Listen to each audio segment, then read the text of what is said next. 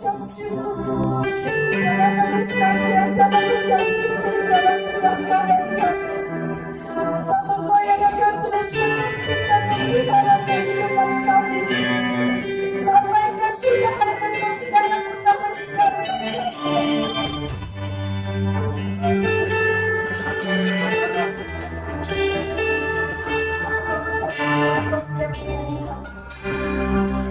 Karena hanya di dalam Engkau kami memperoleh ketenangan di dalam jiwa kami tenang ada di dalam Engkau. Dunia ini tidak memerdekakan kami, tapi di dalam Engkau ada kemerdekaan, ada kemenangan, ada ketenangan yang akan terus ada di sepanjang hidup kami.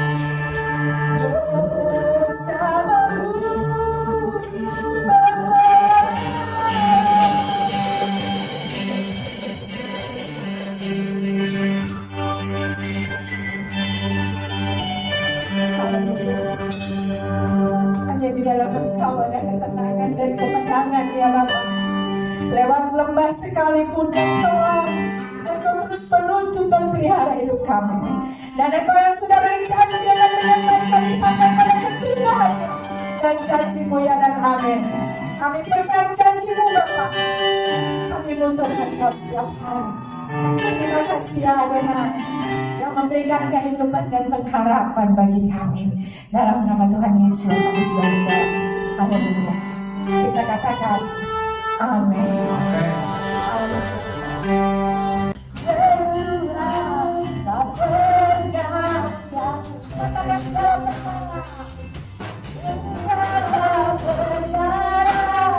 Dapat ku jatuh di dalam kekuatan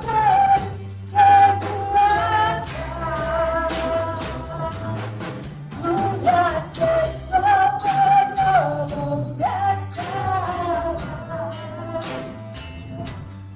Tetap percaya Tuhan setia. Tetap percaya Tuhan setia. Tetap percaya. Dia yang memberkati leluhur kita Abraham dan Ishak dan Yakub. Kiranya Dia memberkati Pak Jufrison Pontoh yang telah datang untuk menghormati Tuhan dan Torah. Kiranya yang kudus diberkatilah Dia, memberkati dia dan keluarganya, dan mengirimkan berkat dan kemakmuran dalam segala pekerjaan tangannya. Baru Adonai Hamipora Ilon Baik Leolam Baik Baru Ata Adonai Elohenu Melek Haolam Aser Bakar Banu Mikol Ha-Amin Benatan Lanu Torato Baru Ata Adonai Noten Ha-Torah. Diberkatilah Engkau Adonai Tuhan kami, penguasa alam semesta yang telah memilih kami dari antara bangsa-bangsa dan memberikan kami Torah. Terberkatilah Engkau Adonai yang memberkati Torah.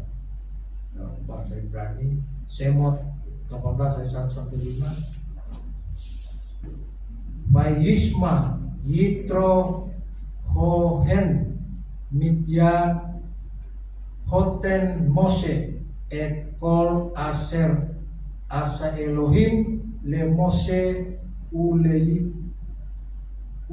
Yisrael amoki hotsi Yehva et Yisrael mitsyarahim Waika Yitro hoten Mose et Sipora eset Mose ahar Siluheiha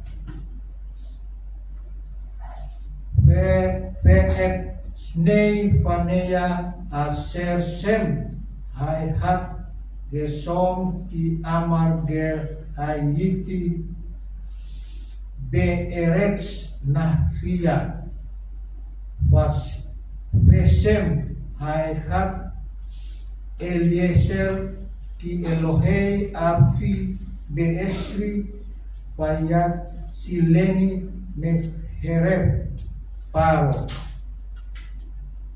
Payapo Yitro Hoten Mose Ufanai Beisto El Mose El Hamidbar Aser Hone Shamhar Elohim.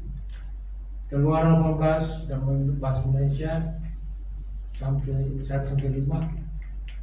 Yitro iman di Median ayah mertua Mose, mendengar segala yang telah Elohim lakukan bagi Mose dan bagi Israel umatnya. Dan Adonai membawa Israel keluar dari Mesir. Kemudian Yitro ayah mertua Musa membawa serta Sipora istri Musa yang dahulu dipulangkannya. dan juga kedua putranya yang seorang bernama Gersom, sebab ia berkata, aku telah menjadi seorang asing di negeri lain, dan nama yang lain Eliezer, karena Elohim leluhurku adalah penolongku yang membebaskan aku dari pedang Firaun.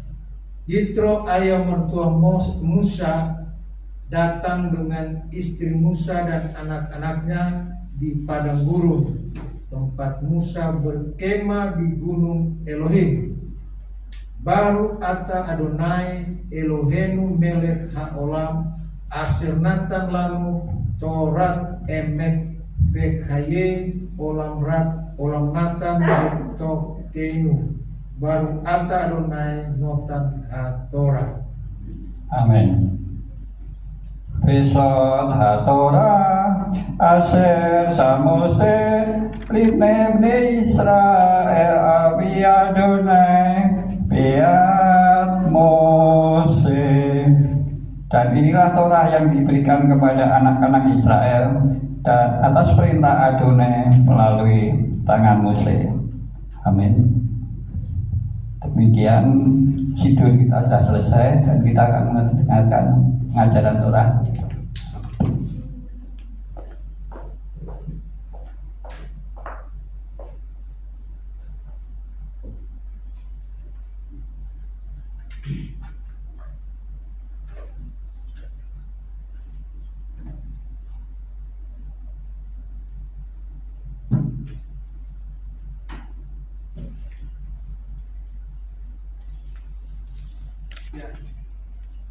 Sahabat Shalom Bapak Ibu, sebelum kita melakukan pembahasan parasat di hari ini, mari kita awali dengan doa. Bapa, kami mengucap syukur kami hadir di sini.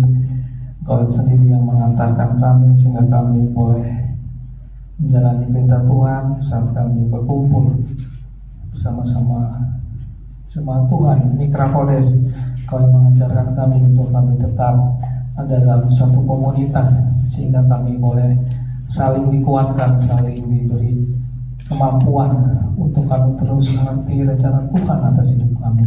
Sebentar kami akan membahas tentang parasa yang sudah menjadi bagian di minggu ini. Kami percaya bila Tuhan yang memimpin kami sehingga kami boleh mengerti, dan biarlah Tuhan memberikan kami telinga seorang murid, lidah seorang murid, sehingga kami boleh mengerti kebenaran Tuhan dan juga boleh saling mendalami firman Tuhan, sehingga kami juga boleh membagikan kepada orang-orang yang belum mengenal, dan kami melihat Tuhan bekerja atas kehidupan kami. Biarlah materai Roh Kudus memimpin kami dan juga memateraikan pembahasan parasa di minggu ini. Di dalam nama Yesus Masiah kami berdoa mengucap syukur. Amin. Saya undang Bapak Ibu untuk bangkit berdiri. Kita akan ikrarkan persekutuan kita. Kita akan ikrarkan bersama-sama. Kita ucapkan bersama-sama 3, 2, 1. Dengan sukacita aku bersekutu dengan junjungan Yesus Masiah yang adalah jalan kebenaran dan kehidupan, sumber keselamatan kekal.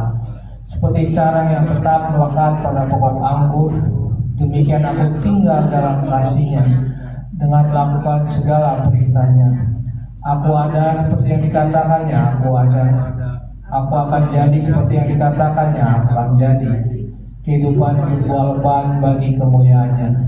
Firman Tuhan itu pelita bagi kakiku dan terang bagi jalanku. Ia tidak akan kembali dengan sia-sia. Ia akan berhasil dalam perintah-Nya. Langit dan bumi akan lenyap, tetapi janji Tuhan kekal selamanya. Haleluya, amin. Silakan Bapak Ibu kembali. Sebelum kita membahas parasa Yitro di hari ini, kita akan mendengar kesaksian dari Pak John Maronaya tentang kasih Tuhan dan juga berkat Tuhan yang luar biasa yang akan memberkati kita.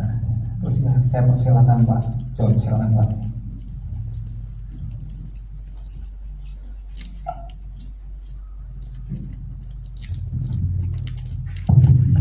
Selamat Shalom. Selamat Shalom. Terima kasih banyak Pak Edi. Terima kasih banyak buat Bapak Ibu sekalian. Saat ini saya mau kasih saksian sedikit tentang kehidupan saya. Pada tanggal 14 Juni 2022, ini peringatan mungkin buat kita atau cuma cerita buat kita supaya kita berhati-hatilah. Pada tanggal itu, tanggal 14 Juli, pada malam hari, saya sehat sempurna. Tidak ada sakit penyakit apapun. Pada jam 3 pagi, saya terasa dada saya itu sakit banget. Pada jam 3 pagi. Tapi Tuhan kasih saya tidur nanti sampai pagi. Paginya saya bangun, sehat sempurna, nggak ada apa-apa. Tiba-tiba semua dada saya ini sesak, sakit seluruh badan saya. Saya napasnya sudah satu-satu lah. Terus saya nggak sanggup, saya bilang sama istri sama anak, sudah nggak sanggup, tolong bapak ke rumah sakit. Dalam perjalanan ke rumah sakit, di tengah perjalanan saya berdoa untuk Tuhan. Tuhan, saya tanya Tuhan, Bapak, saya akan meninggal atau tidak? Tiba-tiba ada bisikan, kamu tidak akan meninggal. Sudah sampai di rumah sakit, mitra keluarga barat masuk. Saya sudah tidak sadar diri. Langsung saya dibawa ke ruang GD untuk ambil tindakan. Waktu saya ambil tindakan itu, saya sudah tidak tahu apa-apa. Sudah pasang ventilator semua, sudah segala dadar sudah dipasang semua. Saya punya kaki tangan sudah diikat di tempat tidur. Tapi tiba-tiba ventilator itu dilepas sendiri. Gak tahu cara apa sampai ventilator itu terlepas. Semua yang ada di mulut saya itu dilepas, tidak boleh. Istri saya sama anak saya teriak, dokter cepat, aduh ini sudah ikat kaki tanganku, siapa yang pindah ini? Dokter siapa? Perawat bilang, wah ini luar biasa ini bapak ini. Sudah sampai seperti itu, saya sudah tidak sadar. Terus saya hilang, sudah tidak ada lagi di layar monitor, saya sudah tidak ada napas, sudah jantung sudah tidak. Beberapa menit, istri saya sama cucu saya sudah nangis, semua sudah nangis, sudah tidak ada harapan. Terus istri saya bilang, sudah gimana? Tetapi Tuhan luar biasa, sangat-sangat luar biasa. Tiba-tiba mulai ada lagi, di monitor ada napas kembali.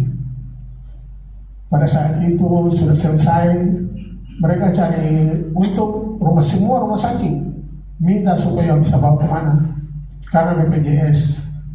Tiba-tiba dari Bekasi Timur minta bawa ke tempat saya, bawa di sini, karena BPJS.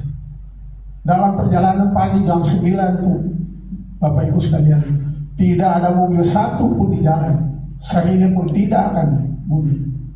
Sampai di tujuan, di rumah sakit Bekasi Timur, mitra keluar Bekasi Timur. Saya masuk di ruang untuk pemasangan jantung, rem di jantung. Belum sampai di dalam, ada perawat situ sama dokter, ini Pak Pendeta ya? Ada saya bilang, bukan. Masuk, pasang rem sekali, saya sendiri menyaksikan pasang rem. Hanya setengah jam, selesai pasang rem. Pindahin ke ruang. Sampai di situ dokter kembali tanya, saya mau lepas ini dok. Oh sudah bisa bernapas Pak? Sudah bernapas biasa. Saya mau lepas yang di hidung Pak, saya nggak tahan. Dokter bilang, Bapak ini kok luar biasa ya. Kalau orang sudah penyakit jantung kayak gini nih, belum bisa sembuh hari ini, nantilah 2-3 hari lagi baru bisa sadar. Saya dengar sendiri, dokter bilang, wah luar biasa ini Bapak. Sudah selesai dari situ, Bapak Ibu, malam saya dikasih tidur sama Tuhan, tiba-tiba ada lagu yang menyatakan engkau, aku bersama engkau, tiada seorang pun yang bisa memisahkan engkau sama aku. Ada kertas berulang kali yang dibilang apa, kitab kehidupan itu turun terus. Saya bilang, inilah yang aku kasih supaya kamu lihat. Sudah selesai semua ibu, bapak ibu. Saya sudah dalam hari itu saya pindahin ke ruang yang biasa. Tidak lagi tinggal di sama-sama pesen yang lain-lain yang itu. Saya suruh pindah. Sudah gak ada apa-apa. Datang pada hari yang ketiga untuk mau pulang, 3 hari saya harus pulang. BPJS disuruh ke administrasi untuk menyelesaikan BPJS. Tapi bukan anak yang saya yang kesana ke tempatnya, tapi dari rumah sakit sendiri sudah selesai ya Bu, 80 juta sekian. Anak saya sampai nangis. Jadi saya mau sekian supaya kita semua harus berhati-hati, ya, karena serangan jantung itu datang tiba-tiba. Dalam hal kita masih segar, tapi tetap kita harus berjaga-jaga. Terima kasih banyak, Tuhan memberkati. Amin. Puji nama Tuhan ya. Tuhan telah selamatkan Pak John Morelnya ya, dan itu semua karena kasih Tuhan. Kita bersyukur ya, Tuhan melewatkan baru ata Adonai Elohenu melek haolam asep bahkan manungikol hamin penatan lanu etorato baru kata Adonai nonten hatorah. Oke, hari ini kita masuk ke parasa yang ke-17. Jadi parasa 17 ini memang agak unik karena judulnya itu nama orang.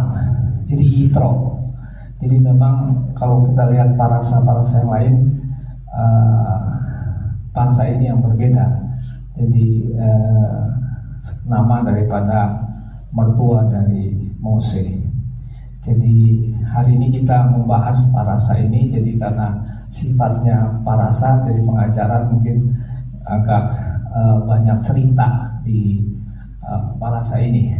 Ini diambil dari Keluaran 18 ayat 1 sampai 20 sampai 23. Saya akan kasih judul perintah Tuhan merupakan pewahyuan dirinya. Jadi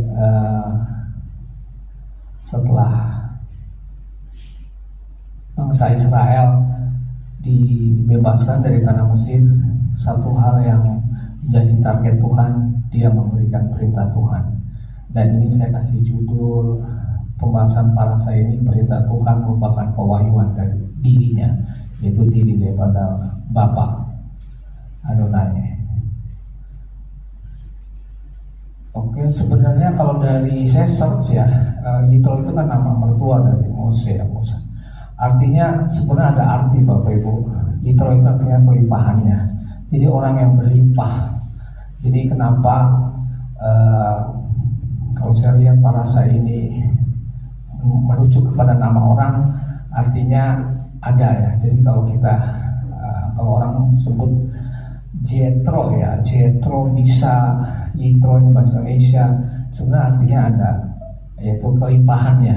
Jadi orang yang mempunyai nama Yitro ini, Yitro itu orang yang mendapat kelimpahan daripada Tuhan.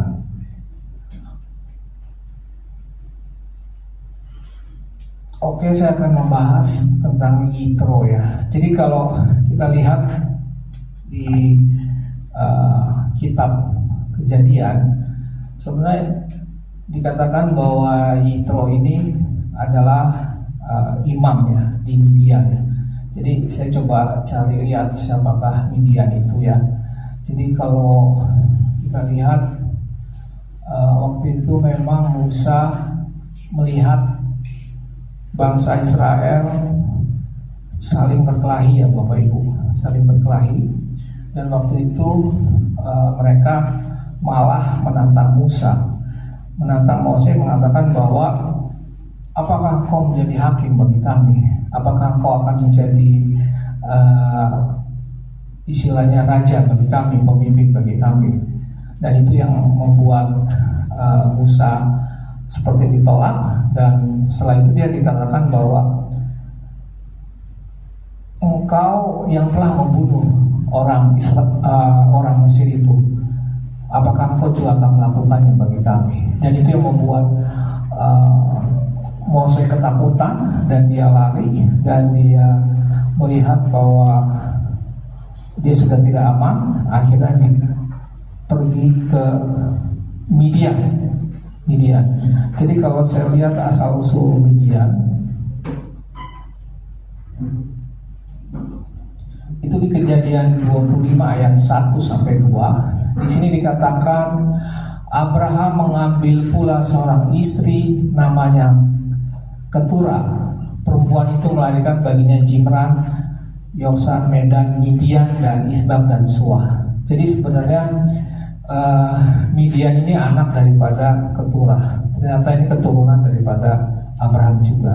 Jadi kalau kita lihat pada saat Sarah meninggal, dia sudah meninggal, dan ternyata Abraham mengambil satu orang istri lagi ya. Jadi kita tahu sebelumnya dia sudah memiliki Sarah, walaupun di perjalanan dia ada Hagar, dan setelah Sarah meninggal dia juga akan mengambil seorang istri Ketura, dan ini adalah leluhur daripada Midian. Jadi kalau dari struktur urutannya memang Midian ini adalah keturunan Abraham juga, Bapak Ibu. Tapi kalau dari kita lihat di sini ada pemahaman sedikit dari rabbinik bahwa arti Ketura itu adalah kedupa wangi, campuran rempah-rempah, asal katanya dari ketoret. Jadi sebenarnya rabbinik itu jadi kumpulan rabi itu suka membahas ya, karena dia punya waktu yang cukup banyak untuk meneliti Taurat. Dia mengatakan bahwa Ketura ini sebenarnya adalah Hagar, dan ini presentif dari mereka, karena waktu itu memang Abraham sudah berusia 137 tahun ya, sampai ya berusia 137 tahun ditinggal Sarah. Jadi saya baca sih ini, tapi saya berpikir memang bisa jadi ini adalah Hagar sendiri, karena usia 137 tahun dan dia memiliki seorang istri kembali itu sangat susah ya. Tapi memang ini pemikiran daripada rabbinik, tapi yang saya tangkap ya bisa jadi ini adalah Hagar kembali yang sudah berubah watakan menjadi baik, karena Abraham meninggal di umur 175 ya, memang sudah sangat sepuh ya, sepuh untuk memiliki istri kembali. Tapi itu yang menjadi pemikiran dari rabbinik. Dan tapi dari ini kita tahu bahwa Yitro itu berasal dari Midian. Sebenarnya Yitro itu berasal dari keturunan daripada Abraham sendiri. Ya, ini Imam Yitro di Midian. Saya membahas sedikit tentang perkataan imam, karena kita lihat di sini setiap bangsa-bangsa keturunan Abraham memiliki garis keimaman. Tapi kalau kita lihat bahwa Tuhan memberikan janji itu hanya kepada Abraham, Ishak, dan Yakub. Jadi perkataan imam di Midian ini, imam di Midian ini, yang mereka bisa klaim ya sebagai keturunan Abraham karena ada garis keimaman. Tapi kalau kita secara mesianik bahwa garis imam yang diakui oleh Adonai itu tetap dari Abraham, Ishak, dan Yakub. Jadi ini yang menjadi dasar kita, bahwa keimaman kita itu memang hanya sumbernya daripada 3 orang ini, Bapak Ibu. Jadi memang ini harus menjadi penegasan buat kita. Dan kalau kita lihat dari Lewi, Harun adalah anak dari suku Lewi. Jadi ada garis keimaman dari Lewi itu ya karena Harun dari suku Lewi. Dan ini mengenai keimaman dari Yitro. Ya, ini waktu Yitro datang kepada Mose, dia mengatakan bahwa aku tahu bahwa Tuhan yaitu Adonai lebih besar dari segala ilah, sebab dia telah menyelamatkan bangsa ini dari tangan orang Mesir. Jadi artinya lebih besar itu Gigadol ya. Jadi sebenarnya Yitro ini mengakui bahwa setelah mereka bertemu dengan Mose dan Yitro diceritakan oleh Musa tentang pertolongan Tuhan di dalam Tuhan membebaskan bangsa Israel dan juga mukjizat yang Tuhan lakukan, dan ini yang membuat pengakuan Yitro ya sebagai mertua bahwa dia melihat karena dia garis keturunan dari Ketura dan tidak mengetahui daripada Adonai, tapi dia di sini mengaku bahwa Tuhan Adonai lebih besar daripada segala ilah. Dan ini yang terjadi. Dan di sini dikatakan Imam Yitro sudah percaya kepada Adonai dan mempersembahkan korban bakaran dan sembelihan.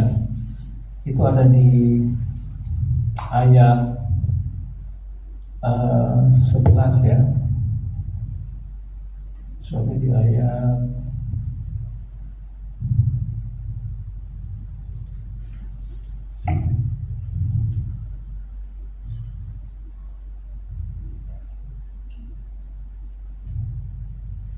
ya, ini di ayat, kalau saya katakan bahwa Yitro mertua di ayat 12, dan Yitro mertua Musa mempersembahkan korban bakaran dan beberapa korban sembelihan bagi Elohim. Lalu Harun dan semua tua datang untuk makan bersama-sama dengan mertua Mose di hadapan Elohim. Jadi kalau kita lihat sini, Yitro mengakui bahwa Tuhan yang disembah oleh Mose dan juga bangsa Israel adalah lebih besar daripada imam apapun yang disembah oleh Imam Yitro. Dan ini menjadi suatu kegirangan, dan mereka melihat bahwa kepercayaan ini membuat mereka bersyukur, dan Imam Yitro bersyukur mempersembahkan korban bakaran dan sembelihan. Dan kalau kita lihat dari orang Israel kepada keluar dari Mesir, lalu Yitro mertua Musa membawa Sipora istri Musa yang dahulu disuruh Musa pulang, dan kedua anak laki-laki Sipora yang seorang bernama Gersom, sebab kata Musa, aku telah menjadi seorang pendatang di negeri asing, dan yang seorang lagi bernama Eliezer, sebab katanya Elohim Bapakku adalah penolongku dan telah menyelamatkan aku dari pedang Firaun. Jadi kalau saya lihat dari parasha ini dimulai dari keluarga Bapak Ibu. Jadi waktu itu Musa bersama Harun sendiri ya. Waktu itu sendiri. Kalau lihat waktu itu memang Musa membawa Zipora dan dua anaknya. Kalau kita lihat di Kejadian, kalau salah di Kejadian 20, kita bisa buka bahwa waktu itu memang Harun menanyakan kepada Musa, Musa, kenapa engkau membawa? Sebenarnya dia menanyakan siapakah yang ini? Dia mengatakan kepada kakaknya Harun, ini adalah istri dan dua anak saya. Dan pada saat itu Harun mengatakan, mengapa engkau membawa mereka ke dalam negeri Mesir? Karena kita tahu bahwa kesusahan ada di sana. Akhirnya Musa berpikir dan menurut, dan akhirnya dia memulangkan kembali Zipora dan dua anaknya ke Midian, ke Yitro. Dan kalau saya lihat di sini ya, Musa itu berkorban ya. Musa itu memiliki daya korban sebagai imam bagi bangsa Israel. Tapi satu hal yang saya lihat, ternyata Tuhan tuh memperhatikan keluarga. Jadi kalau saya lihat di sini Musa sendiri, dan pada saat dia ditinggal oleh istri dan dua anaknya, dia merasa kuat ya. Tapi kalau saya lihat ini satu hal yang baik buat kita, bahwa mertua daripada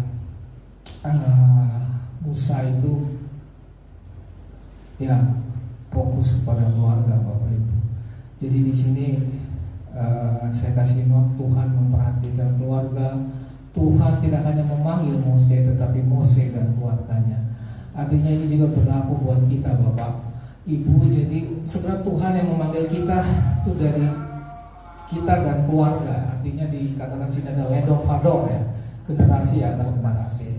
Artinya di sini dikatakan bahwa role model yang dilakukan oleh Yitro itu menjadi role model buat kita ya. Ternyata kita percaya bahwa saat kita bersama keluarga, kita akan kuat Bapak Ibu. Kita akan saling menguatkan dan saling memberikan dukungan satu sama lain ya. Jadi makanya kenapa kalau saya bahas di awal, kenapa Yitro langsung menyebutkan Zipora dan dua anaknya, ini berkait lagi kepada kita tidak hanya sendiri Bapak Ibu, kita tidak ya, hanya sendiri saja. Musa juga dipanggil oleh Adonai tidak sendiri, tapi dia bersama keluarganya. Dan ini yang membuat kita terpanggil ya Bapak Ibu, agar generasi dan juga kita tidak terputus. Ternyata kita tetap harus mengajak keluarga kita ya, walaupun kita tahu gak semudah yang dibayangkannya, tapi Tuhan memanggil kita bersama keluarga itu ledor vador.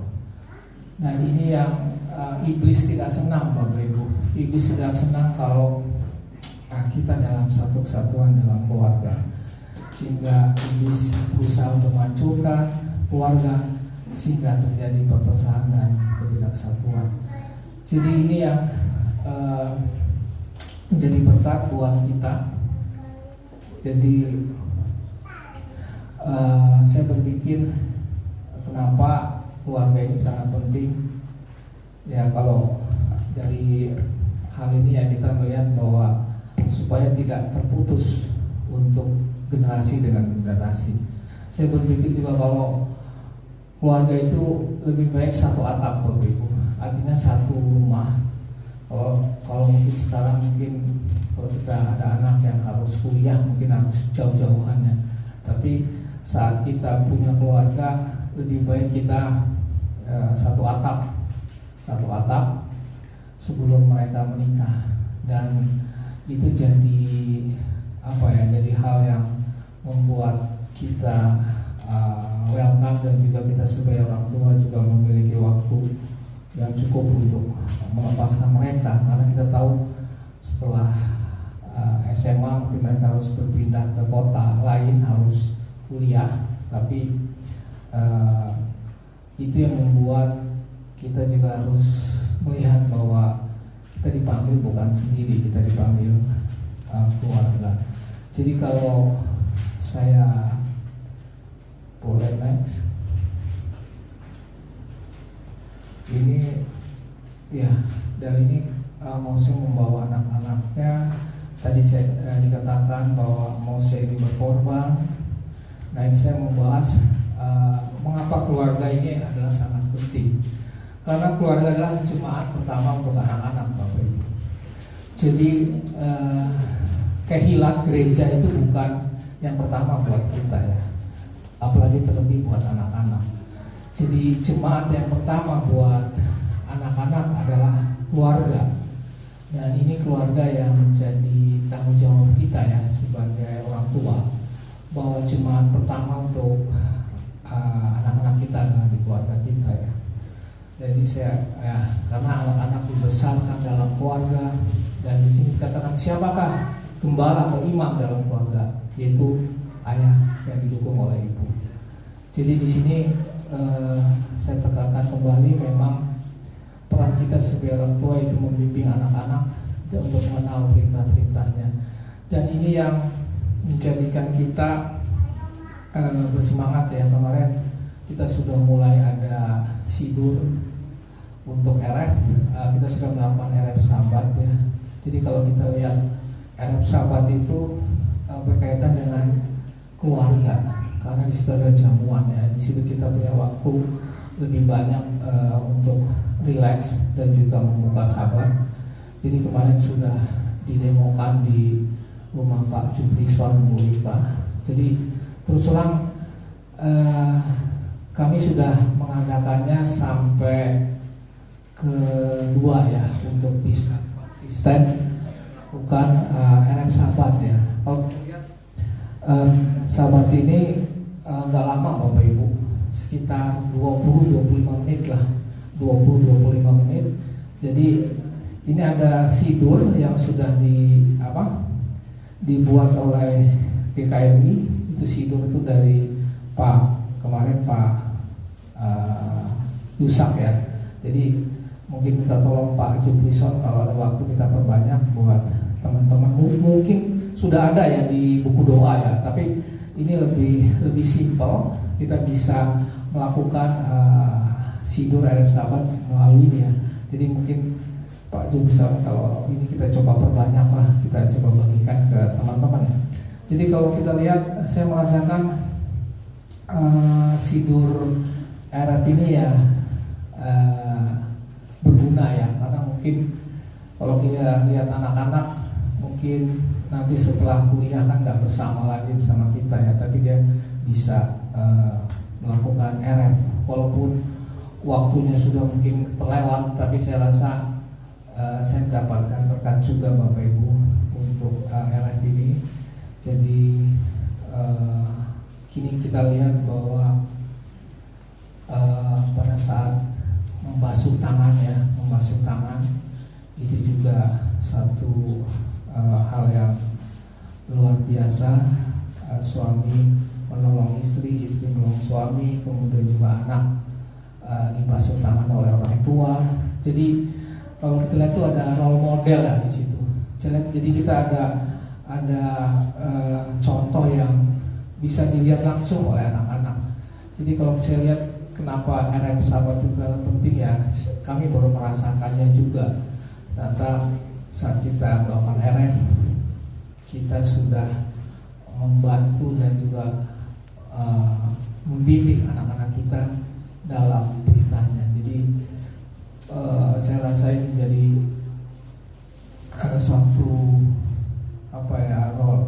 suatu style kita untuk kita bisa melakukan RF Sahabat.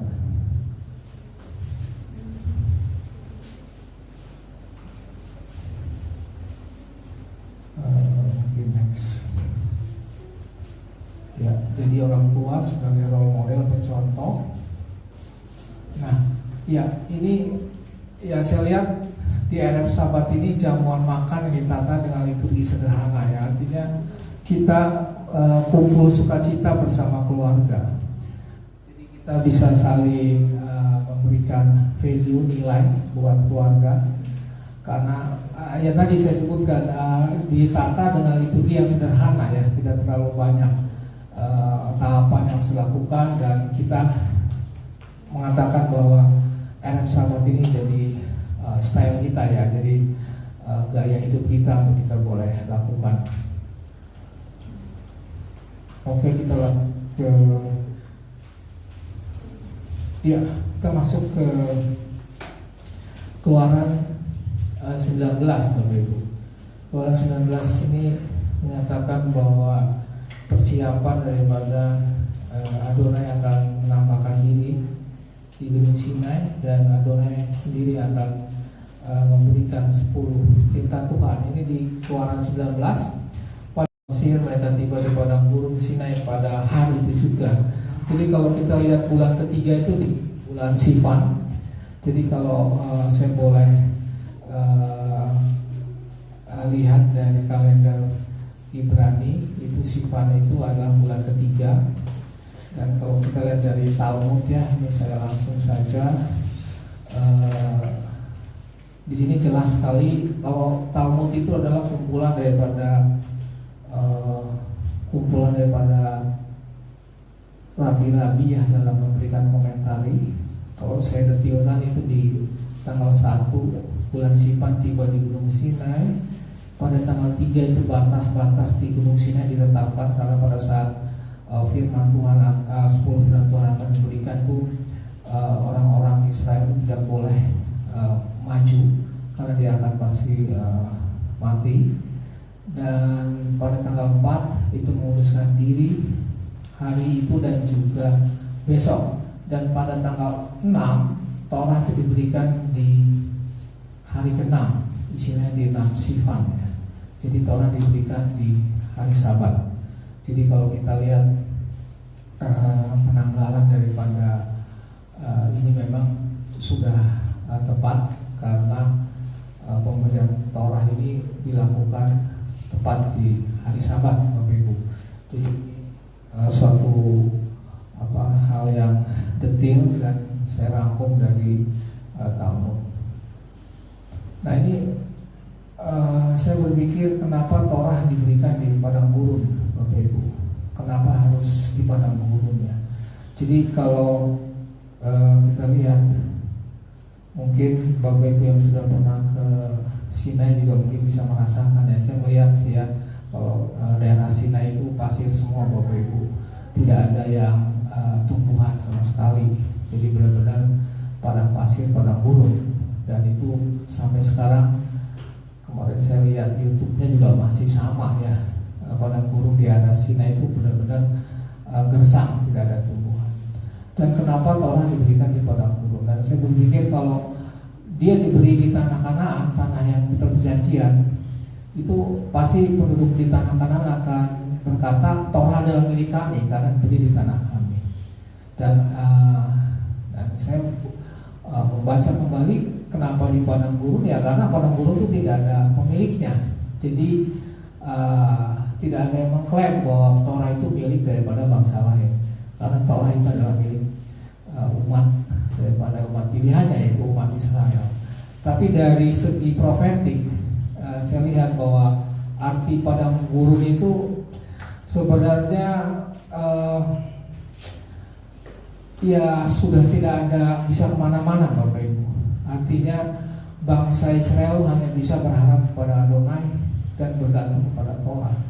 Artinya sama dengan kita. Kita memiliki masalah yang kita katakan sebagai padang gurun buat kita. Kita tidak punya kekuatan apapun. Dan ini yang terjadi untuk bangsa Israel, bahwa harapannya hanya kepada Adonai, harapannya hanya kepada Torah. Jadi dia tidak bisa kemana-mana, tidak bisa mundur, tidak bisa maju kiri kanan ya, karena semua adalah gurun ya. Dan itu melambangkan bahwa pengharapan bangsa Israel hanya kepada Adonai. Dan inilah menjadi rema buat kita, bahwa pengharapan kita tiada yang lain, hanya kepada Adonai Bapa kita. Jadi ini artinya padang gurun. Kemudian ya, ini saya tadi mengatakan bahwa Asarah Hadefarot itu berarti 10 perintah Tuhan, itu sebenarnya artinya ketubah ya. Jadi sebenarnya Adonai Hasim justru memberi ketetapan yang perintah pun dipegang oleh manusia sebagai suatu perjanjian. Dan kalau kita lihat di sini bahwa melalui ketetapan dan perjanjian menyikapi siapa dirinya, karakternya dan sesungguhnya. Artinya bahwa perjanjian yang ditetapkan itu sebenarnya kita bisa melihat siapa diri daripada Adonai, siapa karakter sesungguhnya daripada Adonai. Dan ini adalah perintah. Dan kalau saya baca lagi bahwa ketetapan hukum yang diberikannya merupakan pewahyuan yang menyatakan pemberian hukum itu sendiri. Dan hukum yang Adonai itu keluar dari curahan hatinya ya, karena apa yang diucapkan dari mulut itu berasal dari hati. Jadi kalau kita lihat dari 10 firman, yaitu Asarah Hadefarot, itu merupakan perjanjian nikah. Istilahnya kalau dalam bahasa Ibrani yaitu ketubah. Artinya Adonai Elohim yang dikasihkan sebagai mempelai pria, dan bangsa Israel yang dikasihkan sebagai mempelai perempuan. Jadi sebenarnya ini hukum yang membuat Adonai Elohim itu sebagai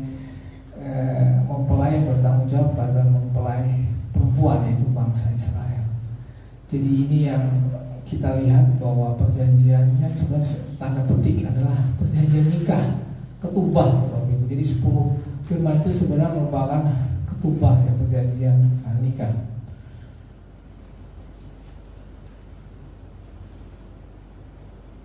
Ya, kita lanjut ke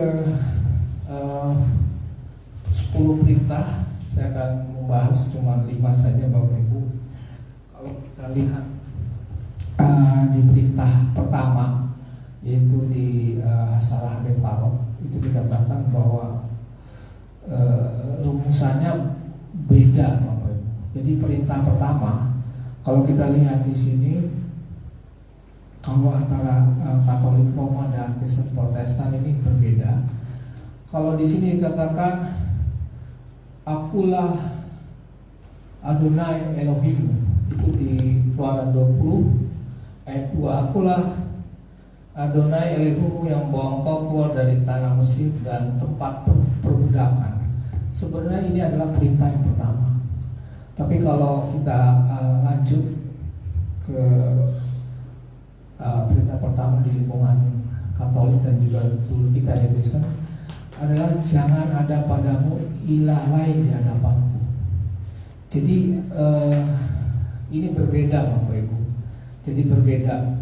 Jadi ternyata perintah pertama yang ada dalam 10 firman Tuhan, akulah Adonai Elohim. Dan ini yang menjadi perintah yang pertama ya. Jadi sebenarnya kalau saya lihat lagi bahwa pernyataan ini bukan perintah kepada Elohim. Jadi kita lihat di sini ada perintah positif, percayalah kepada Elohim. Jadi di sini satu yang telah mereka alami bahwa saat mereka percaya, keselamatan itu sudah terjadi. Jadi kalau kita lihat pada saat Israel ditebus dari perbudakan, itu bukan berdasarkan ketaatan, tapi memang kalau dari perjanjian Abraham sudah dikatakan bahwa mereka harus ditebus karena mereka akan menjadi bangsa yang besar. Dan ini juga berkaitan kenapa perintah pertama itu dikatakan sebagai bukan jangan ada ilah lain di hadapanmu, tapi akulah Adonai Elohim. Jadi ini Yesua juga mengajarkan percayalah pada Elohim dan berimanlah pada Elohim. Jadi kalau saya lihat, saya tadi malam juga baca hal ini bahwa perintah pertama itu ternyata bukan jangan ada ilah lain di hadapanmu, tetapi akulah Adonai Elohim. Jadi di sini kita melihat bahwa saat kita percaya itu sudah menerima keselamatan.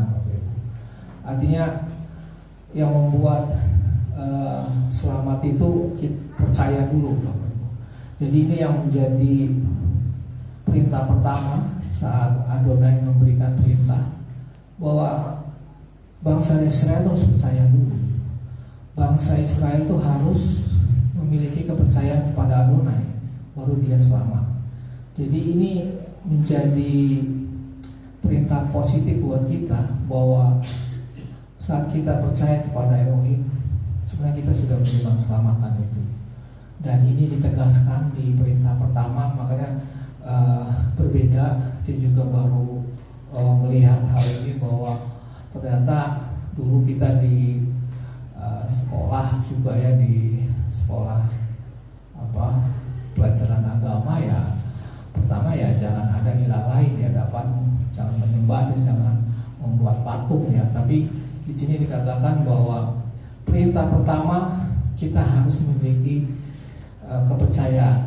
Artinya bahwa Elohim sendiri yang membawa keluar bangsa Israel dari Mesir. Dan kepercayaan inilah yang membuat mereka selamat. Dan ini membuat pencerahan buat kita bahwa perintah pertama itu memang menjadikan dasar untuk lanjut pada perintah-perintah kedua. Dan ternyata perintah kedua ini malah jangan ada ilah lain di hadapannya. Artinya ini berkaitan dengan bangsa Israel sekarang, mengatakan bahwa melarang untuk menyembah ilah manapun selain Adonai. Di 1 Korintus 8 5-6 dikatakan, Rabi Saul atau Rasul Paulus, sebab sungguh pun apa ada yang disebut ilah baik di surga maupun di bumi, dan memang benar ada banyak ilah dan banyak Tuhan yang demikian, namun bagi kita hanya ada satu Elohim, yaitu Bapa yang daripadanya berasal dari segala sesuatu yang terdia untuk kita hidup, dan satu junjungan kita, yaitu Yesus Masiah, yang olehnya segala sesuatu dijadikan, dan karena kita hidup, karena Dia kita hidup. Jadi di sini dikatakan jangan ada ilah lain, dan ini yang menjadi pertentangan bagi orang-orang Israel yang belum mengenal Yeshua, karena cuma ada Adonai, tidak ada lagi sesembahan lain selain Adonai. Dan ini yang harus kita kuatkan kembali. Kenapa mereka mempunyai ya di sini katakan Yudaisme modern mengatakan bahwa percaya kepada Mesias yang bersifat ilahi itu pelanggaran. Jadi kalau kita tahu bahwa mereka belum mengakui Yesus sebagai Mesias karena perintah kedua ini, Bapak Ibu, jangan ada ilah lain. Dan ini yang membuat terkunci, ya, membuat mereka saat mereka percaya kepada Yesus, ya mereka melanggar perintah ini, yang perintah kedua. Tapi kalau ini kita juga lihat bahwa ya kita sudah mendapat hal yang baik ya di tempat ini, apalagi terlebih Pak John Tanamal juga mengatakan dan juga sudah sering kita bahas di Yohanes 1 ayat 1 dan 1:14 ya. Coba saya langsung keluarkan saja. Ya, pada mulanya adalah firman itu bersama-sama dengan Elohim, dan firman itu adalah Elohim. Dan di Yohanes 1 ayat 14, firman itu telah menjadi manusia dan diam di antara kita, dan kita telah melihat kemuliaannya, itu kemuliaan yang diberikan kepada sebagai tunggal Bapa, penuh kasih, karunia dan kebenaran. Jadi kalau kita mengkonter pada perintah kedua ini, mengkonter bahwa Yesus Masiah adalah ilah lain, kita tahu bersama sebenarnya kita harus dalam ini, Bapak Ibu. Di Yohanes 1 dikatakan pada mulanya adalah firman. Jadi kalau kita berpikir ya firman itu sudah ada ya sebelumnya. Artinya kalau saya analogikan ya, kalau kadang saya juga baca tulisan ya, pada mulanya artinya ya dia tidak berulang gitu loh. Dia tidak ada permulaan. Karena arti pada mulanya berarti ya sudah ada sebelum ada. Jadi kalau kita bertentangan mengenai Tuhan ya, kadang-kadang saya juga berpikir, kadang-kadang anak-anak juga bertanya kenapa Tuhan diciptakan gitu ya, kenapa apakah Tuhan itu diciptakan ya. Kalau kita berpikir seperti itu ya kenapa ada Tuhan ya, Bapak Ibu ya. Jadi artinya kalau Tuhan ini saya juga berpikir kalau Tuhan ini bisa kita pikirkan dengan otak akal budi kita, ya buat apa ada Tuhan ya.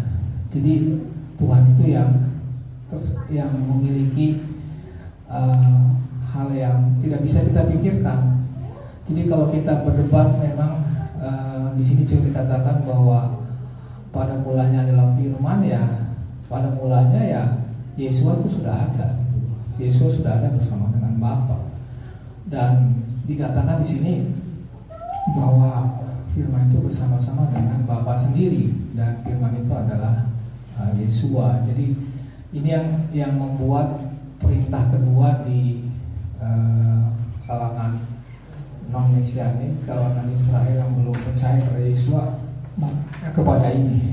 Jadi ya sebenarnya kita harus kuat di Yohanes 1 ayat 1 dan Yohanes 1 ayat 14, karena firman itu telah menjadi manusia.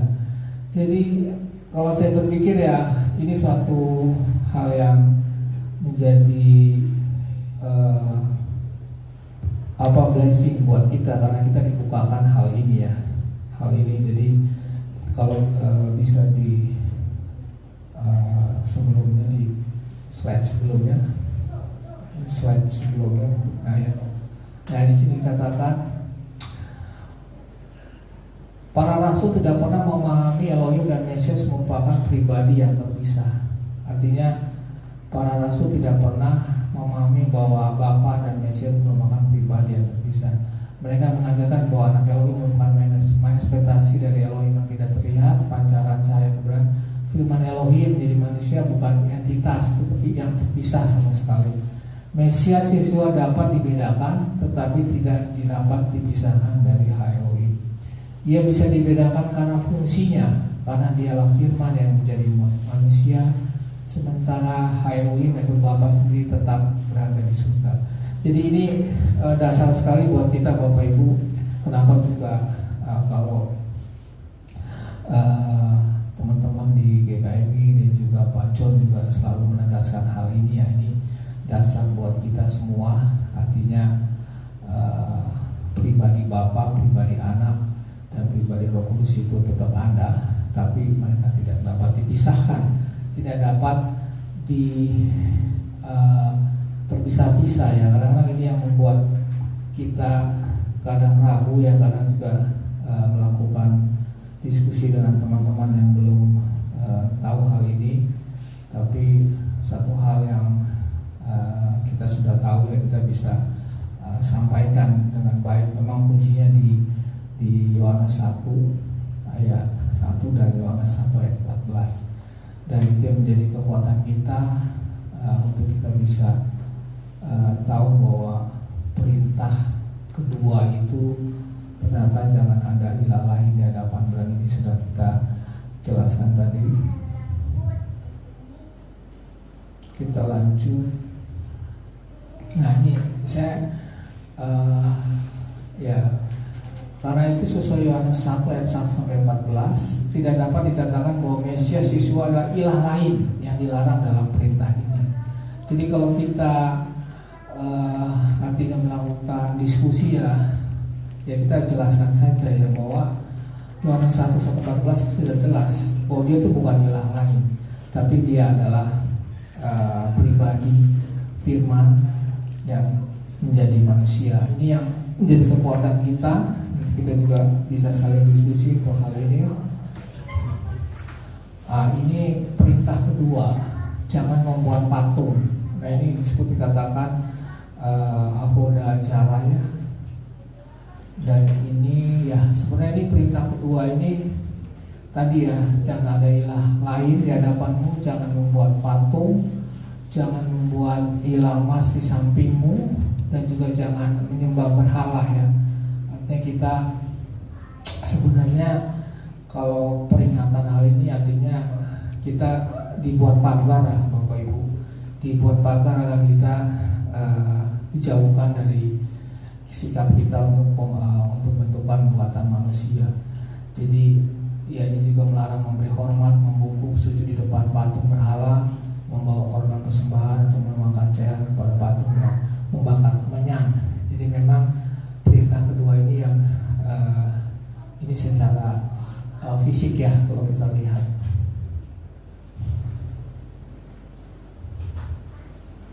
Ini perintah ketiga ya ini jangan menyebut nama Tuhan Elohimmu dengan sembarangan. Artinya ya seperti yang dulu kita tahu bahwa bangsa Israel tidak langsung menyebut nama Bapa, dia menyatakan dengan nama Adonai, Hasem, ataupun dengan Bapaknya substitusi ya, jadi pergantian. Jadinya ini yang membuat kita lebih memahami nama kudusnya ya. Bukan berarti kita tidak mengingat namanya, tapi ini membuat kita eh, tidak sembarangan ya, artinya tidak menyebut nama Tuhan dengan sia-sia. Ini yang membuat kita paham ya, ternyata saat itu diganti, disubstitusi, walaupun kita tahu itu maksudnya adalah Bapa, tapi membuat kita jadi tidak sembarangan menyebut nama kudus Tuhan. Ini ada di perintah ketiga. Kalau yang keempat, ya ini ingat dan kuduskan hari Sabat ya. Tapi kalau kita lihat di Ulangan 5 ayat 2, pelihara dan kuduskan hari Sabat.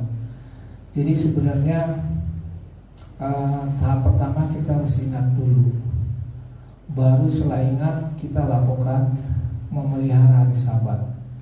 Jadi sini disebutkan ingat. Jadi mungkin ya kita ingat ini adalah hari Sabat, tapi jika kita tidak memiliki waktu atau situasinya kita tidak bisa melakukan ibadah hari Sabat, ya artinya minimal kita memiliki perilaku yang menguduskan hari Sabat. Jadi walaupun mungkin kita tidak ada di ayat ini dikatakan kita harus mengingat. Mengingat artinya ya kita serodot lah, kita kegiatan kita yang bukan waktunya untuk lebih banyak kepada menguruskan istirahat ya, perhentian hari Sabat ya, kita melakukan perilaku tersebut ya. Jadi ini yang Tuhan ingatkan, ingat dan kuduskan. Walaupun sebenarnya untuk Ulangan 5 ayat 2 dikatakan pelihara dan kuduskan, artinya ini merupakan hal yang dilakukan secara turun-temurun ya. Artinya kita memelihara ya, kita melakukan ibadah seperti sekarang ini ya, itu yang jadi goal kita. Tapi saat kita tidak memungkinkan untuk melakukan hari Sabat, tetap ayat ini sangat penting di Keluaran 20 ayat 8, ingat dan kuduskan. Jadi kita harus mengingat, artinya kita mungkin ada pekerjaan yang harus kita selesaikan di hari Sabat yang tidak bisa kita tinggalkan, tapi perilaku kita yang harus sama saat kita ada di hari Sabat. Ini perintah yang Tuhan inginkan kita juga boleh pahami. Oke, yang kelima adalah ya ini saya kasih note di sini, perintah ini menegaskan bahwa kekudusan bukan hanya dalam dimensi ruang seperti bait suci, tetapi dalam dimensi waktu, 1 dari 7 hari yang perlu dikuduskan atau dipisahkan bagi Tuhan. Jadi kalau kita lihat kekudusan itu, kalau di bait suci dulu kita sudah tahu ruang kudus, ruang maha kudus ya, dan ada pelataran, ada 3. Tapi di sini dikatakan di perintah keempat ternyata ada 1 hari yang perlu dikuduskan, ada 1 hari yang perlu dipisahkan. Jadi ya ini tidak hanya dimensi ruang ya, ruang yang ada di bait suci, tapi juga ada dimensi waktu Bapak Ibu. Ternyata Tuhan menginginkan kita memisahkan 1 hari ini untuk Tuhan ya. Jadi itu yang pengingat buat kita, bahwa perintah ini menegaskan bahwa kekudusannya yang bukan hanya berkaitan dengan dimensi ruang, tapi juga dimensi waktu yang kita berikan buat Tuhan itu ternyata menjadi peringatan akan Tuhan. Ya, itu tadi yang saya note. Jadi memang Ereb Sabat itu dan juga Sabat hari yang dinikmati oleh keluarga ya. Jadi kalau di sana ya lebih banyak Ereb Sabat dilakukan karena keluarga. Jadi kita sudah lelah, mungkin ada yang bekerja, ada yang melakukan aktivitas, tapi saat kita masuk ke Ereb Sabat dan Sabat, kita juga bisa membina ikatan keluarga dalam kasih. Jadi kalau tadi saya sebutkan kita dipanggil bukan hanya lone ranger ya sendirian, tapi kita dipanggil ada dengan komunitas. Jadi kalau saya berpikir ya, kalau kita bisa beribadah sendiri ya itu udah pasti bisa ya. Kita melakukan ibadah dengan melihat dengan online, dengan melihat dengan YouTube kita lakukan, itu juga bisa Bapak Ibu, sampai nggak bisa ya. Tapi saya berpikir ya, kalau kita ibadah sendiri dan juga tidak berkomunitas, gimana kita menunjukkan kasih kita kepada orang lain, gimana kita bisa memberikan impartasikan kasih kita ke orang lain kalau kita tidak bertemu Bapak Ibu. Kalau kita tidak saling berkontak fisik seperti ini, gimana kita memberikan kasih orang kita kepada orang lain sedang sakit, orang lain perlu kita untuk mendapat dukungan. Itu hal yang mustahil Bapak Ibu. Dan itu yang saya berpikir ya, kita mengatakan dan itu sudah kita alami ya, bahwa hidup kita yang penting adalah kasih ya.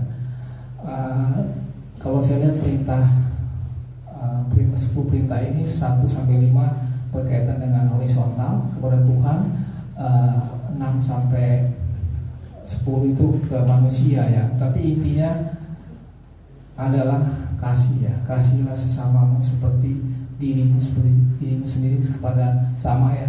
Kasihlah Tuhan Elohimmu seperti dirimu sendiri ya. Itu yang saya berpikir ya, kalau memang kita berdoa sendiri ya bisa, kita melakukan ibadah sendiri bisa, tapi kita perlu komunitas. Kita perlu orang-orang yang perlu mendapatkan kasih dari kita. Kalaupun kita ya sendiri di rumah, tidak melakukan aktivitas, tidak bertemu orang, ya kan saya kasih kok ke orang lain dengan bentuk yang lain, dengan bentuk mungkin dia ada punya dana tunai yang besar, dia transfer, dia support secara dana, tapi enggak kelihatan Bapak Ibu. Saat kita bersama-sama seperti ini ya, kita merasakan fellowship bersama ya, karena saat kita bertemu. Jadi saya bukan berarti anti orang yang sendiri ya, bukan berarti anti orang yang sendiri, tapi tetap komunitas ini kita perlu Bapak Ibu. Tempat kita, wadah kita yang bersama ini yang ada sekarang ini tetap kita perlu. Dan itu yang membuat kita bisa merefleksi apa sebenarnya yang perlu kita berikan buat orang lain, apa yang perlu kita lakukan buat umat Tuhan di tempat ini. Itu yang membuat kita memerlukan komunitas, itu membuat kita tidak bisa sendiri, Jadi Tuhan juga memanggil, tadi saya juga sudah sebutkan di atas bahwa jemaat yang pertama untuk anak-anak adalah keluarga. Jadi di keluarga itu suatu jemaat yang buat anak-anak itu bertumbuh, dan itu kita nggak bisa memisahkan antara anak dan ayah ibu sendiri-sendiri. Itu mah ya kebayang ya, sekarang ada zamannya gadget, zamannya medsos yang luar biasa. Kadang-kadang satu rumah juga tidak bisa saling berkomunikasi. Kadang berkomunikasi juga di grup, walaupun satu atap, walaupun beda kamar. Kadang ya itu luar biasa ya teknologi sekarang. Kita kadang manggil ya anak, kadang manggil suami sama istri, kadang-kadang lebih cepetan pakai handphone dibandingkan kita datangin ke kamarnya, dibandingkan kita ketuk, dibandingkan kita jadi pesannya lebih cepat lewat WA ya, lewat dari calling. Dan itu yang membuat kita kadang tidak menjadi bonding Bapak Ibu. Saya merasa nggak jadi bonding ya. Nah tadi saya diingatkan kembali tentang RF, kemarin juga sudah lakukan di Pak John ya, Pak Juprison Muripa, itu kami coba lakukan kembali. Ternyata bondingnya itu harus bisa dapat lah. walaupun memang ya pasti tertatih-tatih lah, pasti nggak bisa sempurna. Kemarin juga kita juga bingung, waduh ini anggurnya dari mana nih, anggurnya lagi habis.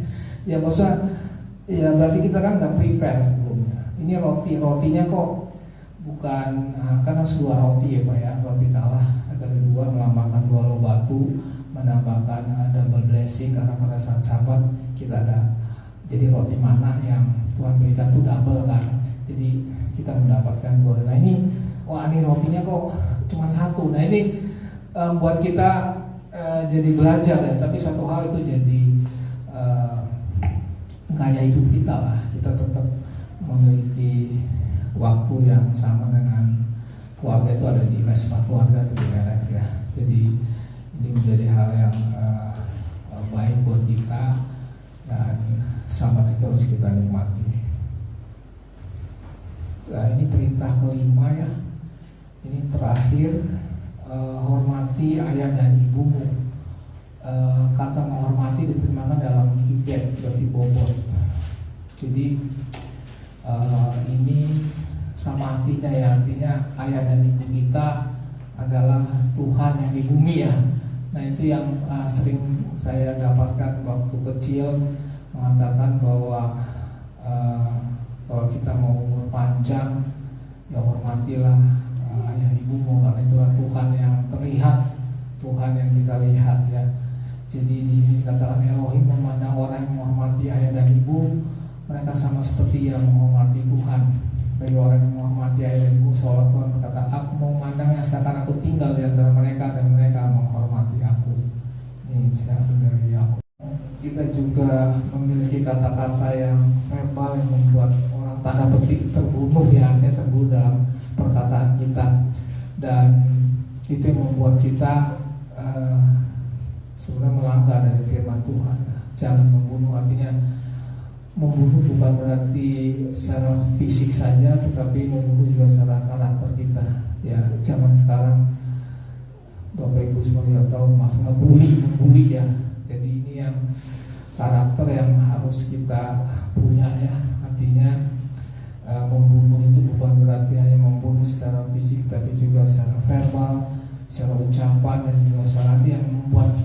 Kadang-kala ucapan yang kita berikan itu bukan ucapan yang membangun, kadang-kala ucapan yang membuat down dan tanda petik membuat membunuh, tanda petik membunuh harapan orang, membunuh rencana orang, membunuh pengharapan orang. Nah itu yang saya lihat di perintah ke-6 ya, jangan membunuh. Artinya tidak hanya secara fisik, tapi juga kita boleh menggunakan ucapan kita, menggunakan perilaku kita yang tidak tanda petik quote unquote membunuh karakter orang. Itu saja yang bisa saya sampaikan. Nanti kita bisa berdiskusi karena Sabat ini fellowship yang lebih enak setelah ibadah. Setelah ibadah kita bisa saling berfellowship dan bisa saling memberkati. Itu saja yang bisa saya sampaikan. Tuhan memberkati. Mari kita berdoa. Bapak, kami mengucap syukur untuk para sahitro, biarlah kami melihat bahwa Tuhan membela keluarga demi keluarga. Tuhan menginginkan keluarga kami tetap bersatu. Tuhan menginginkan keluarga kami tetap berbuah, Bapak. Dan kami percaya melalui ibadah ini, melalui RF Sabat yang kami lakukan di rumah, itu yang membentuk kami untuk kami bisa saling mengikatkan satu sama lain. Terima kasih Bapak untuk kebenaran, dan kami rindu Roh Kudus yang memberikan pewahyuan lebih lanjut. Dan kami melihat bahwa perintah Tuhan yang ada adalah perjanjian nikah antara Kau dengan bangsa Israel, dan kami adalah bangsa-bangsa yang dientenkan pada pohon zaitun yang asli, dan kami adalah termasuk ke dalam bagian itu. Terima kasih Bapak, kami percaya perintah Tuhan yang telah Kau berikan melalui bangsa-Mu, bangsa Israel, kami juga boleh lakukan, dan kami boleh melihat Tuhan tetap ada dalam setiap pribadi kami, dan kami boleh terus mempunyai hati yang haus untuk mengerti akan kebenaran firman, dan boleh terus melakukan hal-hal yang menjadi bagian kami sebagai anak-anak Tuhan. Terpujilah nama-Mu di dalam nama Putra Yeshua Mesias, Kau terus memeteraikan kami selanjutnya. Haleluya, amin.